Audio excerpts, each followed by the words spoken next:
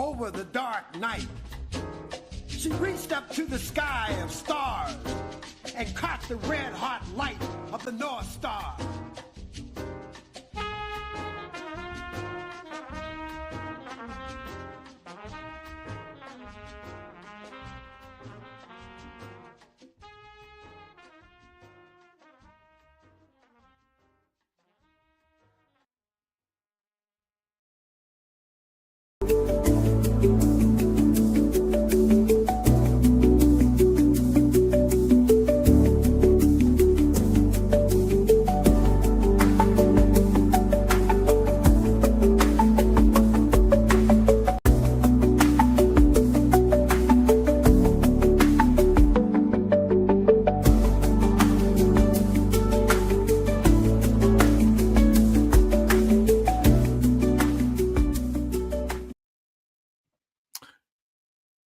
Welcome back. As always, I hope you all are having a wonderful day. As Hamlet once asked, to be sanctioned or not to be sanctioned, that is the question. Whether 'tis nobler in the mind to suffer the slings and arrows of outrageous economic downturn, if not peril, or to take arms against a sea of troubles of imposers and sycophants, and by opposing end them. What in the world is President Trump doing with this on again, off again tariff foolishness? Let's connect some dots and find out.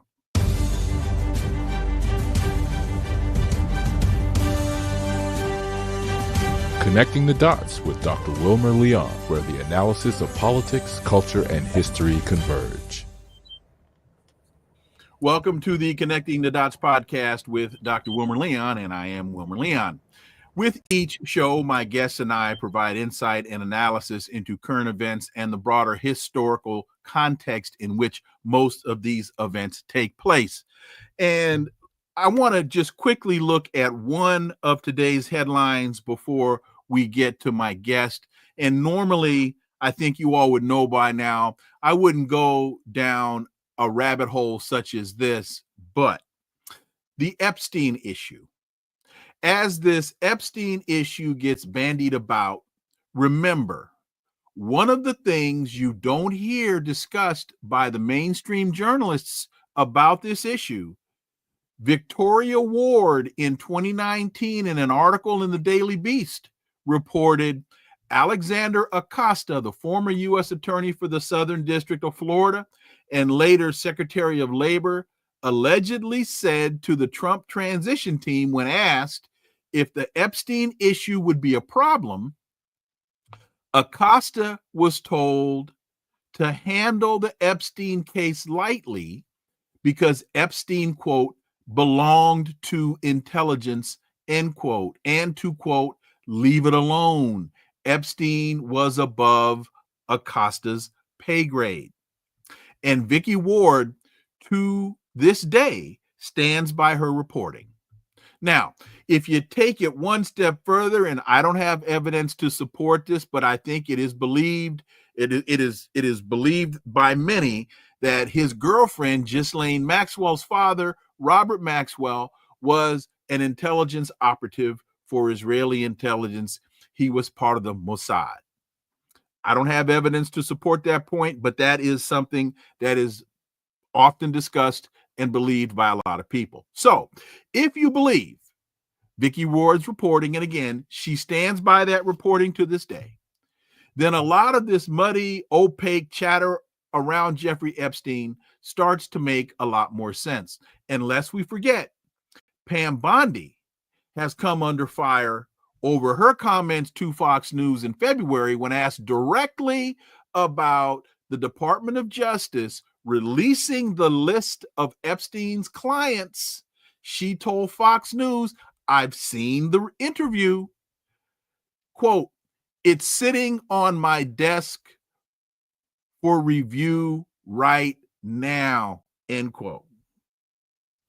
Now, all of a sudden, there is no list. And of course, we know Bon Jovi, or whatever that guy's name is, Svengali, the assistant director of the FBI, And also Kash Patel also chirped loudly and often about the validity of this story. So again, normally I wouldn't go down this rabbit hole, but I think that data point relative to Victoria Ward's reporting is important to remember. On today's episode, the issue before us is tariffs, our economy, and a sanctions regime. My guest is an associate professor of economics at the University of Missouri, Kansas City, former president of the National Economics Association, Dr. Linwood Tauheed. As always, welcome back. Just a second, Brother Wilmer, and get my okay, myself situated in a good place here. My Wi-Fi is spotty. Can you hear me? Yes, we can hear you. Wi-Fi is spotty, so I'm trying to move to a better location. So I think I may have found one. Hopefully, I won't have to move again. Okay. Well, then let me. Since you are now stationary, and safely, welcome back. Thank you. There we go. All right. So, and one of the other reasons why I brought up this Epstein case is because I saw a very interesting story in today's Washington Post. A very interesting headline. House passes $9 billion in spending cuts after fight over Epstein files. On Thursday night, Republicans on the House Rules Committee sought to diffuse political pressure around the Epstein issue by adopting a non-binding resolution to consider releasing the files. Again, don't want to rehash unless you want to talk about it, but I just found it interesting that they combined this very significant $9 billion in spending cuts with the Epstein issue.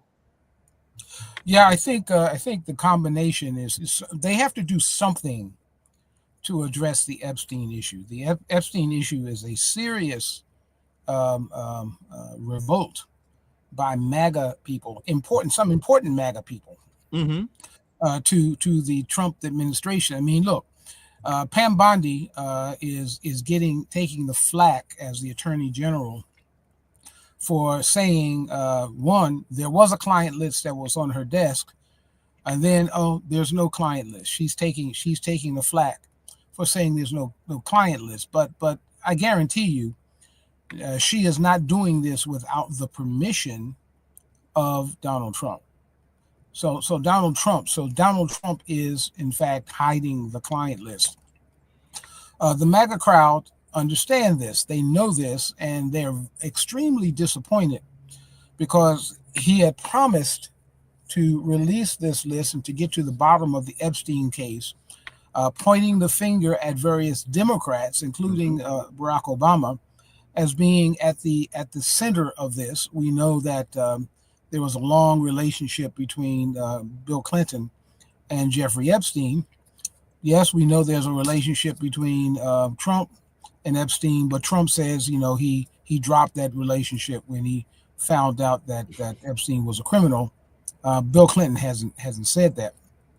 And so they're chomping at the bit. The MAGA people were chomping at the bit to get the goods on Bill Clinton and Barack Obama and anyone else.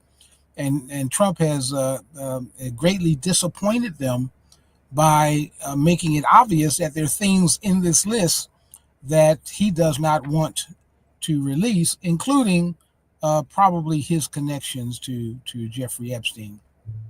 What's interesting is, he could have redacted his name out of the list and given he could have redacted all of the Republicans out of the list and just given it to Democrats, but then that might have raised more questions than anything else. And so they have to do something to try to address the Epstein revolt. And so by passing a bill that they think their people want, $9 billion, including cuts to public radio and so forth, they want that. That they can tack this, quote, non-binding resolution on to say we're doing something about the Epstein. They're hoping that both of those things will be enough to get over the revolt but I don't think it's going to go away. I think they're going to have to release the list.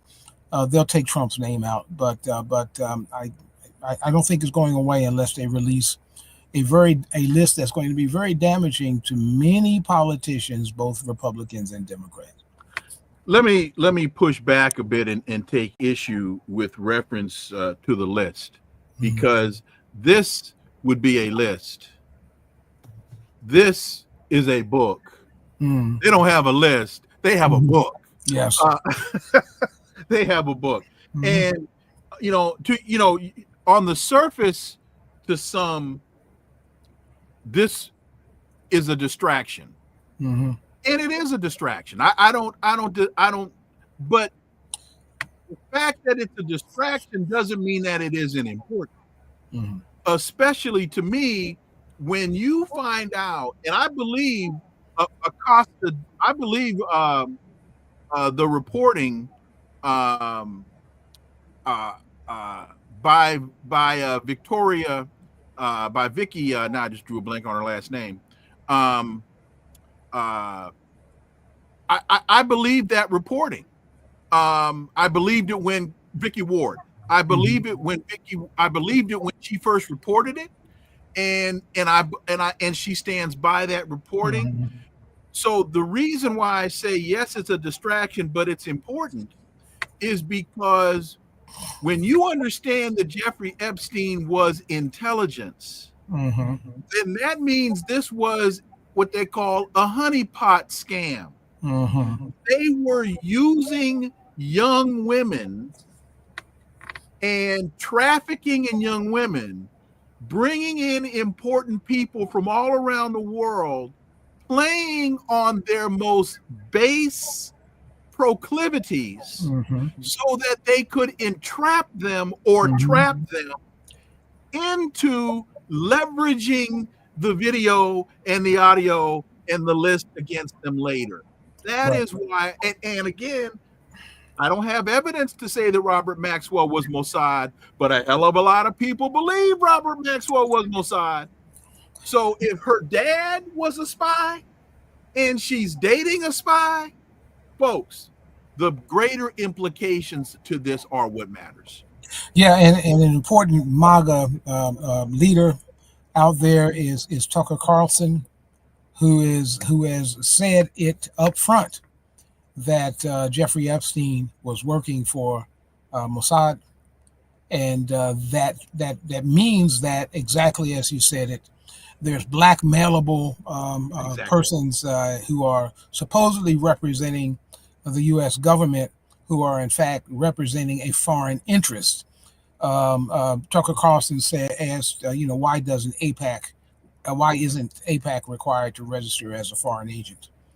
And so that is also, of course, something that even though it's been kept quiet, the MAGA crowd includes a significant number of persons who are anti-Jewish, anti-Semitic, who have been put on hold for a while, their rhetoric.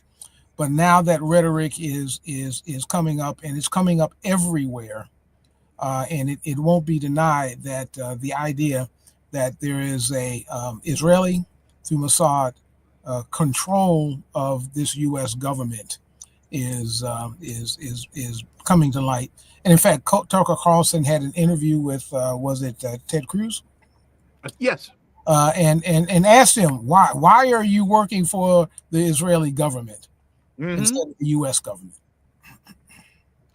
And I want to reiterate this because I think it's very important. Jeffrey Epstein was not some Rick James super freak with his own island, the island of Dr. Moreau, where because he just felt like bringing all of these people there to do all of these disgusting things. No, there was government action behind it to blackmail people. That's why weapons go hither and yon. That's why money that's why a lot of things that don't make sense get done, and why it's hard to explain some activity is because there's nefarious intent behind it. Yes, and you can remember back in the first campaign, Trump campaign with Hillary Clinton, there was the Pizzagate scandal where a person showed up at a pizza parlor in D.C. saying that there was child trafficking going on in the basement, and people showed up. MAGA folks showed up with guns. Now they are, of course, we're close to Jeffrey Epstein, and that brings the Epstein incident into the Clintons' front yard. And it's going to be very, very difficult for MAGA people to just ignore that connection. They're not going to ignore it. This is not going to go away. And then final point on this, there's this letter that surfaced in the Wall Street Journal yesterday. It's a birthday greeting that Donald Trump allegedly sent to Jeffrey Epstein.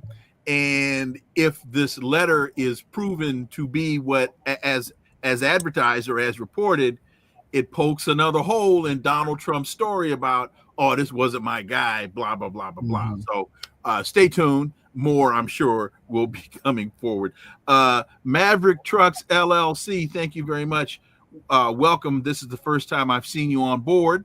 And thank you very much for that $5 super sticker. So with that, so the House late last night passed a bill to slash $9 billion in federal spending. They've sent it to Trump's desk for signature. They're having to, or they're not having to. They're working to claw back funds for foreign aid and public broadcasting under a law that Republicans are using to undo spending that Congress previously approved, known as rescissions. This one is, if this doesn't speak to how disinterested these conservatives are in the welfare of individuals in this country, and how ideologically wedded they are to this transference of wealth from the bottom to the top, I don't know what evidence there is. Yes, there's the two significant packages, or at least portions of this $9 billion clawback, is the removal of I think about $1.5 billion of funding for public radio, NPR and PBS, the type of radio that has traditionally been connected to liberals, except if you're out in rural areas and you need to get news and you can't pay for cable, or you don't have cable. PBS, which is broadcast on regular broadcasts, is the way that you get your news. So it's not just that the latte liberals, want to listen or look at PBS. There's also the other part of it, which is the pullback of funding for the U.S. Agency for International Development, USAID. And I'm a bit ambivalent about being concerned about that. One, there are a number of African countries, for example, that were receiving fundings through USAID, and there were strings attached to that funding. You had to allow military bases in your territory, and so forth. Many of those countries now that have had that USAID funding cut off have taken the position that, well, maybe we didn't need it at all. Maybe we can do our own, build our own, dig our own water holes, and plant our own rice or crops and so forth. Maybe we don't need U.S. aid in order to do that. And by the way, if we don't take it, we can perhaps get rid of these U.S.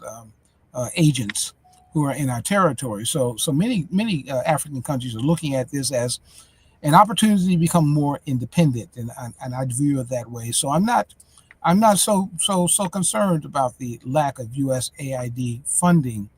It wasn't that much to begin with. In addition, other African countries are coming to the aid of those who have lost funding and need it, and so there's a solidarity component that's emerging out of this process. It's kind of like when the Trump administration has started sanctioning countries for this or that reason to create political control, many countries have found out that they're actually better off without the relationship with the U.S.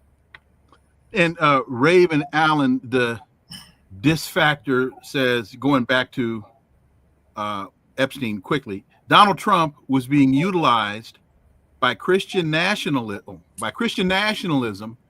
to present them with a moral superior stance. Without that stance, MAGA can't justify itself. Mm-hmm. That's the only importance of Epstein. Mm-hmm. Well, I don't say that that's the only importance of Epstein, but that Christian nationalism piece is important, not only as it relates to MAGA domestically, but as it relates to Christian Zionism and this attack in Gaza. I think that all falls in as well. You mentioned NPR, and NPR is in many instances associated with the liberal view of analysis. But when you really listen to it, it's not nearly as progressive / liberal as, because in too many instances, those on NPR are still promoting the dominant narrative of the United States government. But to your point about rural access, not only to news, waiting for somebody, but you're parking at the no parking zone.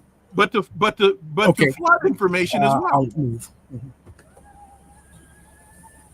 So I think Dr. Tauheed is having a challenge. Yeah, well, I'm going to need to move here for a second. But okay. But we can continue. Let me get off the video here. Okay. And I can still hear you, and I think we can still talk. Oh, okay. So not only is it a matter of access for people in rural communities to news, it's also the flood information that would have been appreciated in Texas 2 weeks ago. Those are the kinds of things. And so when you look at not only the type of information that NPR provides to rural communities, but then who are the people in those rural communities? Many of those people are MAGA people. Things that's coming to light here is how disinterested this Trump administration is in rural communities. Those communities that have by and large been supportive of the Trump administration, who are in fact MAGA folks. And rural communities, rural hospitals, for example, are being negatively affected by these cuts, the Doge cuts and the Social Security cuts and these other kind of things. Folks in rural areas are being negatively affected, in many instances more negatively affected than persons in urban areas. And so when you hear, and we've talked about this before, when you hear, when you see the optics from a lot of these Republican town hall meetings, and you hear people saying, "Well, this is not what I voted for." What many of them are really saying is, "I didn't expect you to do this to me." That's what they're saying, because this is what you voted for. Because Donald Trump has been very, very clear in in terms of what he's going to do. You all just didn't think he was going to do it to you.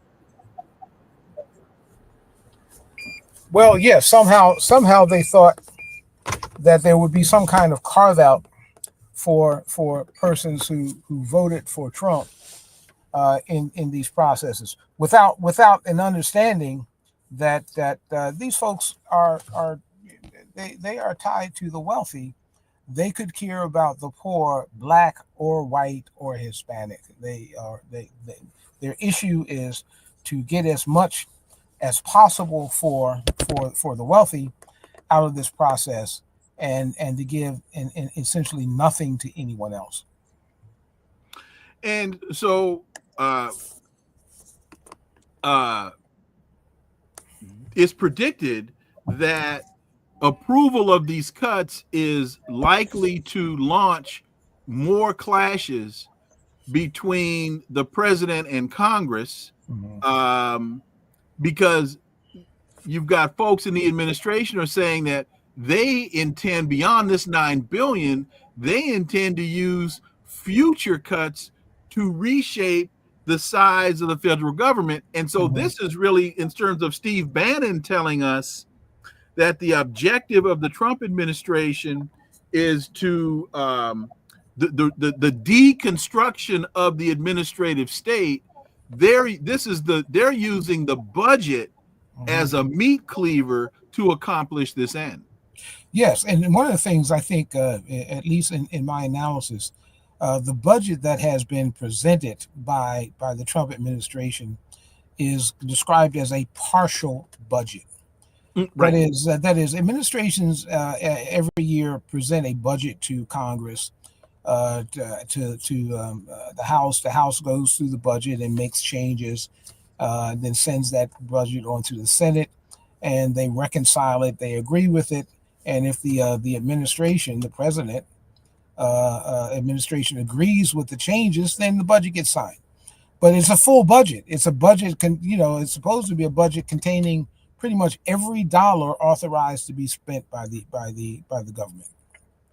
This is a partial budget. It only includes a few things like they think of important. The regular stuff wasn't included in the budget, and I suspect that they couldn't create a full budget because they've laid off or fired so many people who were working on the budget that they couldn't get it done. And so, yes, if there's a deconstruction of the administrative state, it is very well underway. But that also means that the government is not able to do the things that actually people might want it to do.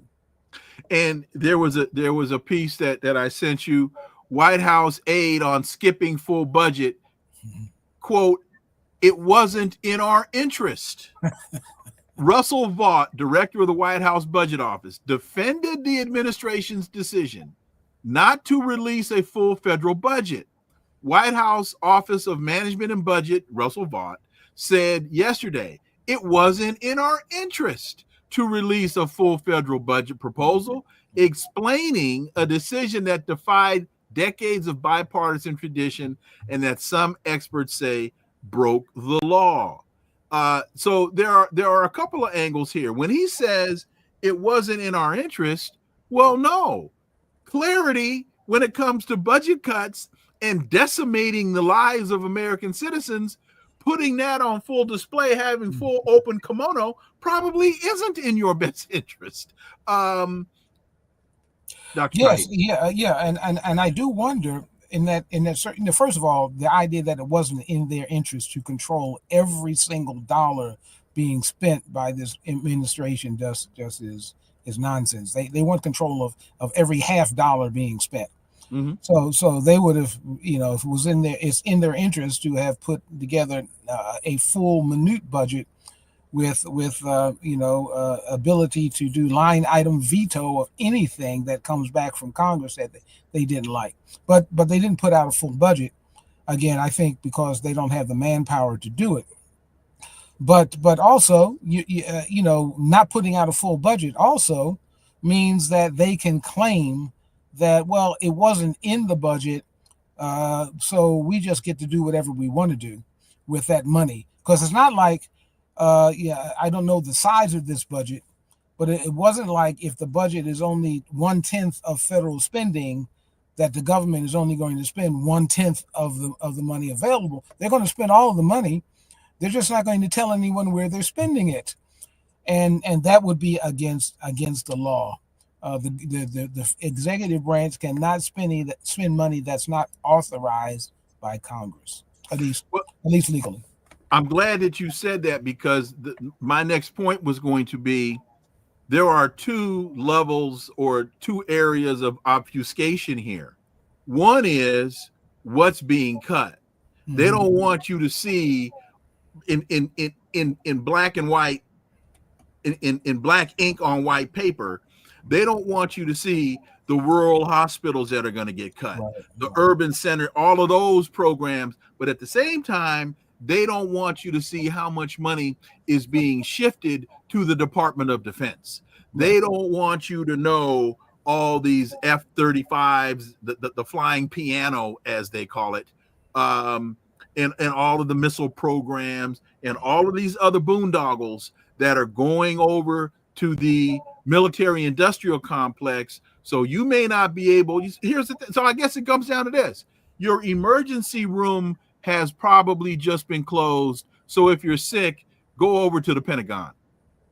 Yeah, I mean the military budget now has been proposed at $1.01 trillion. First time we've actually had a acknowledged budget, military budget over $1 trillion. There's the budget has been over $1 trillion for a while because there are parts of the budget of military spending that don't get into the quote military budget. And so the military budget has been increased, I think, by 14%. I don't know if that's the largest increase ever in peacetime, but it's a huge incse. Are we in peacetime? Well, I hesitated a bit when. Okay. All right. But we don't have any declared wars, so you know. But I do. Well, wait a minute, as Gil Scott Heron said about that in his Henry Kissinger accent, a piece of Angola, a piece of Laos, a piece of Vietnam. Yeah, we're in peacetime. Yes. Yes. A piece of Afghanistan. You mentioned the F-35s, and what was, you know, the F-35 is supposed to be the best fighter out there. Now, you know, I guess is it a Gen 4 or Gen 5 fighter? The Chinese have a Gen 6 fighter. Mm-hmm. But the F-35, of course, as a stealth fighter is supposed to be absolutely invisible. And then we have the Israeli government flying F-35s on the way to Iran, realizing that they were being tracked by radar. And so the Russian radar is able to pick up and track the F-35s, and on that particular mission, they had to turn around. And so on the last flights of F-35s from Israel to Iran, they decided not to enter Iran. They sent missiles from the border because they realized that no, these fighters are not as stealthy as they were advertised. In fact, I want to say also that the F-35 can't fly in the rain. Mm-hmm. Thunderstorms. It can't fly in thunderstorms. It can't fly in the rain because the coating that is so stealthy, I think, washes off. It peels off. And also they say, and again, they've nicknamed this thing the flying piano because it flies like a piano. It doesn't fly like a stealth fighter jet. Go ahead. Well, I mean, there's another budget lesson to be learned here, and the Ukraine war has brought that home. Is that the Russian military budget is about 1/10 of the U.S. military budget, but the things the military the weapons that are produced have shown themselves to be superior to U.S. weapons, which begs the question of where is all of the extra cost for U.S. weapons going? Well, it's going into the pockets and the profits of those who own military stock, which is a considerable number of persons in the Trump administration, but also in Democrats, congressmen in general, are owning military stock. And so the extra 10 times the expense is not going into military hardware, it's certainly not going to soldiers, it's going into the pockets of those of industrialists, and also being used as bribes by them to bribe members of Congress to pass a military budget. And to the point about the new 6th generation Chinese fighter, it is in flight testing now. It is known as the J-36, and it is believed by a number of accounts to be nothing but a butt kicker over the J20. And once again, the United States is behind the technology. Yeah. So it's in flight testing. Yeah. It does exist. Yeah. To those that are questioning whether it even exists or not. Go ahead. Yeah, there's another issue with this budget as the Trump administration is putting out the 1.1 trillion, 1.01 trillion. Part of that is to maintain the U.S. Leadership in artificial intelligence and computing. Mm-hmm. Well, unfortunately, the U.S. is not the leader in artificial intelligence or computing. That is the Chinese. And that's not a new phenomena. That's been a old phenomena in quantum computing. For example, the Chinese have been leaders, the lead in quantum computing for a number of years. And when this DeepSeek program came out, and for 1/100th of the cost of these U.S.-based AI systems, they came out. These systems are better and a lot less expensive, which showed that the Chinese are in fact in the leadership. I mean, that's what you can do if you take science seriously. If you have an administration that is trying to, in fact, cripple research in this country at universities and other places because you don't want the liberal research, as opposed to just scientific research, then you end up being second or third in science and technology. And it's important to your point about not only has China been able to develop greater horsepower, they've also been able to do it at a more cost-effective rate, right, which then also impacts the Wall Street side of this, because hundreds of millions or hundreds of billions of dollars have been invested into U.S. companies that when the DeepSeek came out, folks were like, man, you're doing what with my money? Right. So the Wall Street side of this is also very important to factor into this as well. Just from a more practical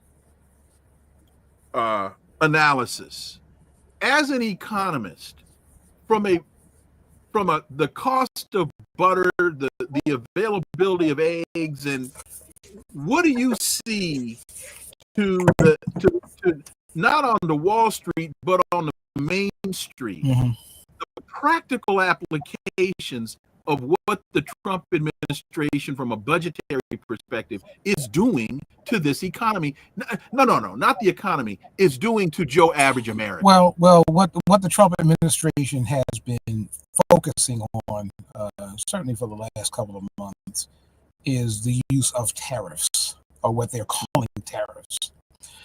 And they started out by promoting the tariffs as an economic thing, that is, products from competitor and maybe hostile countries.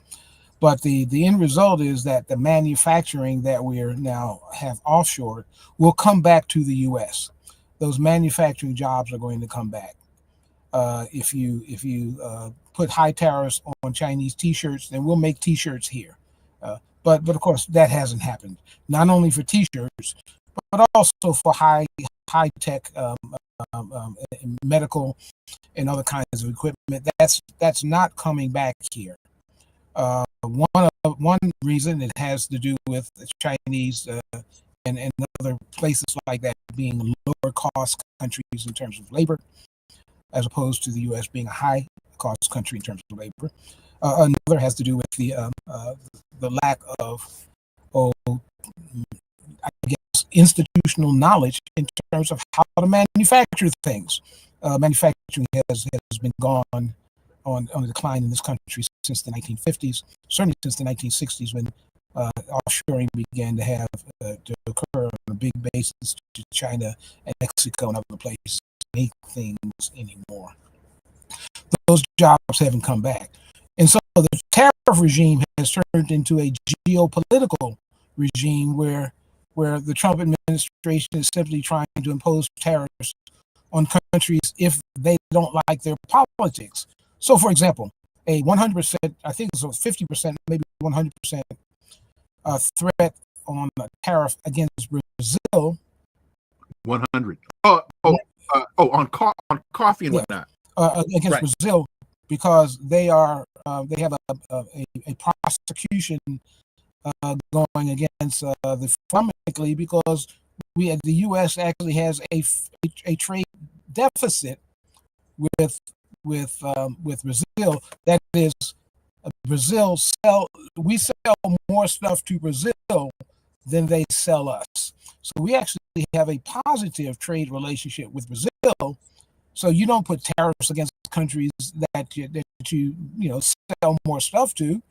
That's the opposite of a tariff. This is not a tariff at all. It is simply a way as an attempt to bully these other countries. And the problem with putting a tariff is that you make them angry, and they begin buying that stuff from other places that manufacture them, and probably will manufacture them cheaper for Brazilians. And so the Trump administration shot itself in the foot by, quote, its tariff regimes that will not bring back manufacturing. And now they switched to using tariffs as a geopolitical tool, and that's going to shoot them. You get shot in the other foot because of that. Now, what's that's caused, and Jerome Powell let the cat out of the bag, the chair of the Federal Reserve, that these tariffs were causing inflation. And because of the increase in prices, interest rates will not come down, at least if Jerome Powell is able to stay there as chair of the Fed. And so there's an inflationary process that is obviously affecting people out in Main Street. The price of goods is going up, and the interest rates are not going to come down, which will make it even more prohibitive to buy things like housing, or if you've got credit card debt, the credit card interest rates are going up, or other kind of things that you would buy on credit. There will be no relief there. So Donald Trump, by his tariffs, is causing harm on Main Street that will continue on. And since he's using this geopolitically to punish other countries, I don't think he has any incentive to actually stop doing that. Real economic tariffs, they're political tariffs, and the country is going to suffer more and more. And the Trump administration and those persons, they really do not care when their base is affected, even in many instances more than persons who voted against them. So if I understand this as it relates to Jerome Powell, Trump's ire towards him and claiming or talking about firing him is not simply because you won't lower interest rates. It's because you told the story about the tariff regime, its impact on inflation, because I think wasn't the number 2.3%? Yes. Okay. So the report comes out that inflation is up to 2.3%, and Donald Trump is saying, well, you need to lower interest rates, and Jerome Powell saying, no, we're not doing that. So Trump is angry that the whole story is being, or at least a major part of the story is being told. Yeah, inflation is up by 2.4%. Yeah, right? Yes. It had come down to, if I remember, 4.5%. Now it's up to almost 7%. And Trump let something out of the bag a couple of days ago when he was talking about the interest rates and Powell not lowering interest rates. He mentioned something about wanting you can't borrow money at 1%. Now, regular people could never borrow money at 1%. And I got the impression, have no evidence of this, is that his business, he still has business interests, even though he's not supposed to be directly involved in those things, but his sons are, and other persons are, his son-in-law. and they're in real estate and they're wanting to borrow money and they can't get it at 1%. And so he's upset at Jerome Powell for not lowering the interest rates so that the wealthy can borrow money. He's really not in this worrying about interest rates because you and I can't borrow at 1%. He can't borrow at 1%, and so he's upset. Raven Allen, we need to build an economic base apart from disparate groups who have anti-Black hate. If we had a revolution, they would shut us out as they did during the FDR's Great New Deal. Don't know, Dr. Tauheed, if you want to respond to any of that. We do need an economic base. But what happens, something very simple, what happens around November when different folks start talking about the African American community needs to boycott Christmas? Oh man, you don't get a whole lot of folks signing on board for that one, because they gotta be sure that the Ray and Lil Man got the G.I. Joe with the Kung Fu grip. So the priorities are not there. Yeah. I mean, building an economic base requires sacrifice. You have to decrease your spending if you can, to save in order to invest in things that are going to give you the ability to produce. And while that's a generally a kind of a criticism of Black folks, we spend too much, we don't save. Well, if you're very poor, you don't have the money to save. Mm-hmm. And so, but if you are middle class or upper middle class, you can save, and saving is a way, in this case, to create money for investing, for house payments or down payments and other kind of things. And middle class families and poor families and engage in, as you say, the spending that occurs during Christmas. I'm not saying to anyone, don't observe Christmas. Just don't make Christmas a free for all at Target or wherever you want to go to buy things. There's obviously a cultural aspect to this. I wrote a paper some while ago talking about the difference, for example, between what the difference religion makes in terms of your ability to accumulate money. And so if you are an immigrant from a Buddhist country, let's say Asian countries in general, except for the Philippines, and you come to this country with an intention of saving money for your children's education, you don't spend half of that or most of that every Christmas buying gifts for them. You keep that money in that savings account so that you will have the money to send your children to college. Christians, of course, are going to engage in spending activities on a regular basis, which decreases the amount of money they have to invest in their children. And they're thinking, of course, buying toys is investing in their children. I suppose if you buy certain kinds of toys, like educational toys, that's an investment. But if you're buying just things that are going to put you in debt, and many people go into debt by not only buy toys with cash, they buy toys on credit, and then have to pay for that during the year, while their children's, and when their children grow up to need to go or want to go to college, they don't have any college fund to give to them. And so there are choices. It takes a change in behavior if you're going to develop that base. I guess you could make a positive out of it, is that during Christmas we buy toys from Black manufacturers.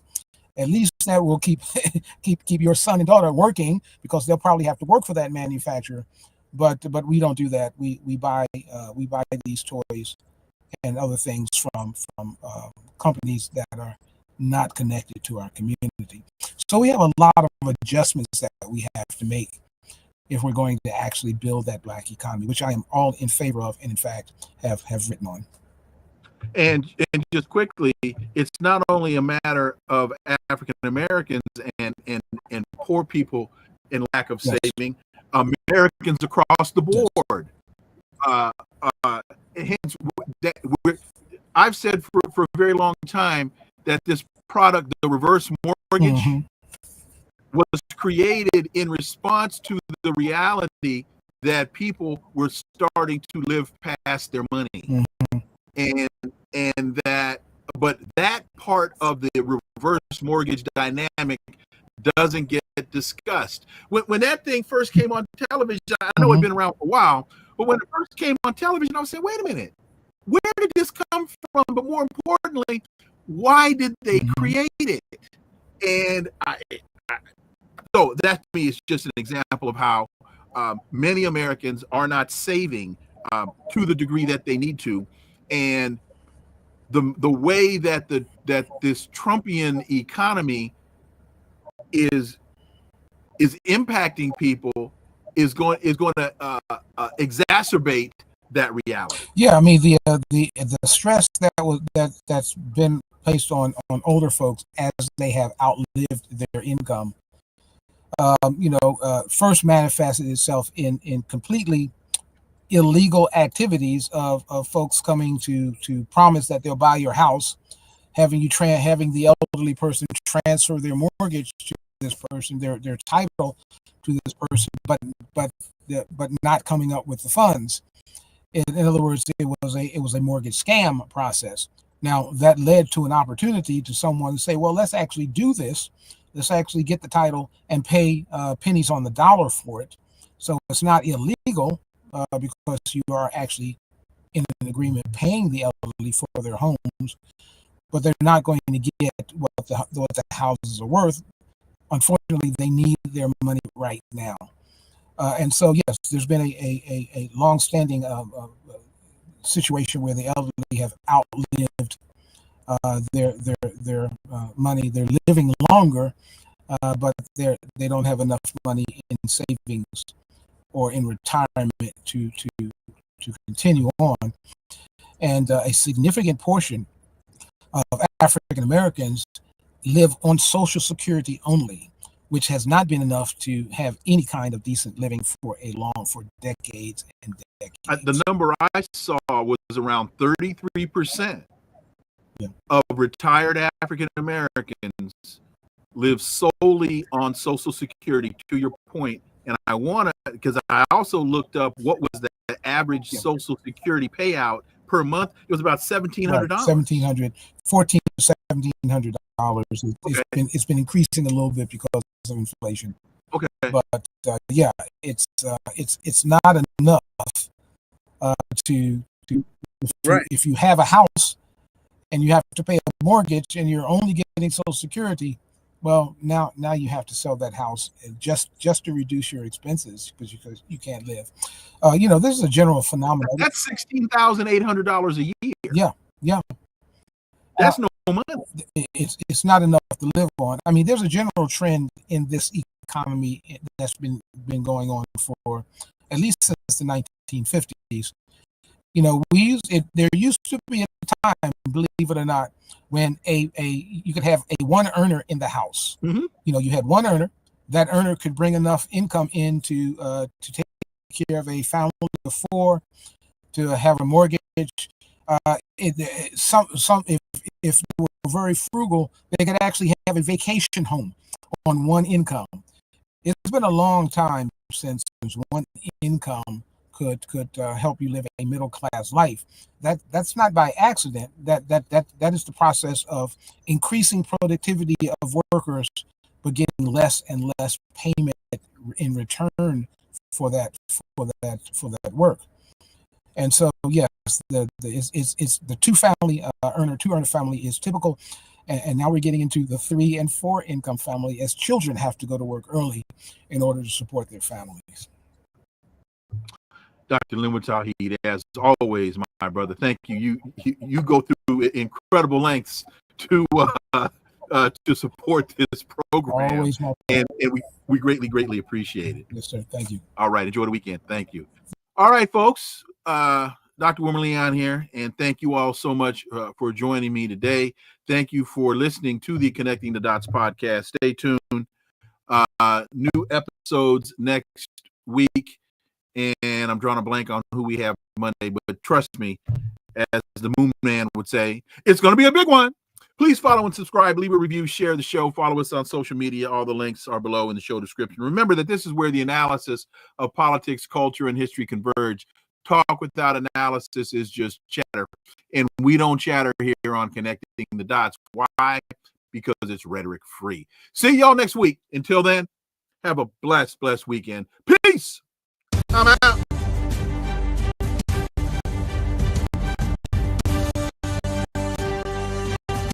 Connecting the Dots with Dr. Wilmer Leon, where the analysis of politics,